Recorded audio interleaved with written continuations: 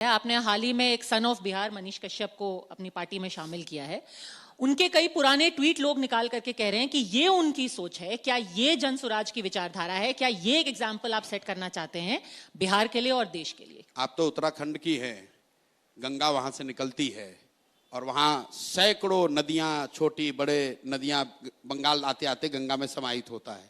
तो क्या हम लोग गंगा को कोई दूसरा नदी कहने लगते हैं? भाई, जनसुराज इतनी बड़ी विचारधारा है, इतना बड़ा परिवार है कि उसमें सब लोग आकर समाहित हो सकते हैं। अब ये बात, अब उन्होंने ये बात जो है कि बातें क्या कही हैं, कुछ ऐसी बातें जो मैं अभी बोल भी नहीं सकती। मैं उस पे आ रहा हूं। मान लीजिए कि मनीष कश्यप ने मुझे ही गाली दी, तो क्या उनको सुधरने का, मुख्यधारा में आने का, सही काम करने का रास्ता देना चाहिए कि हमको उन्हीं रास्ते पर छोड़ देना चाहिए कि वो जिहादी बन जाएं? आप बताइए कि अगर 20 साल 22 साल के लड़के को कोई सोशल मीडिया के जरिए उसको हिंदू मुस्लिम के उन्माद के लिए इस्तेमाल कर रहा है, तो आपका या मेरा फर्ज क्या है? जनसुराज की बात छोड़ दीजिए, अगर वो व्यक्ति सुधरना चाहता है या अपना रास्ता बदलना चाहता है, तो क्या उसको अवसर दिया जाना चाहिए कि हम लोग को कहना चाहिए नहीं, जो कर रहे हैं यही करते रहो, मतलब समाज में उन्माद फैलाते रहो? मतलब जो आदमी 1 महीना पहले तक भारतीय जनता पार्टी में था, उस वक्त तो उन्मादी था, अब उनका पूरा विचारधारा बदल गई है। अब उनका एकदम माइंड चेंज। मैं ये नहीं कह रहा हूं, वो किसी समुदाय विशेष के लिए ये आपने कहा कि उनके ये टिप्पणी है,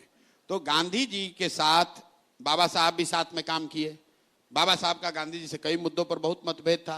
सुभाष चंद्र बोस जी उनके साथ काम किए, उनका भी कई मतों पर उनसे गांधी जी से सहमति नहीं थी। बहुत सारे लोग ऐसे थे जिनकी सहमति नहीं थी। जो कांग्रेस थी आजादी से पहले, मैं बार बार कहता हूं कि जनसुराज एक मायने में आजादी से पहले जो कांग्रेस की व्यवस्था थी, उस तरह की व्यवस्था बनाने का प्रयास है।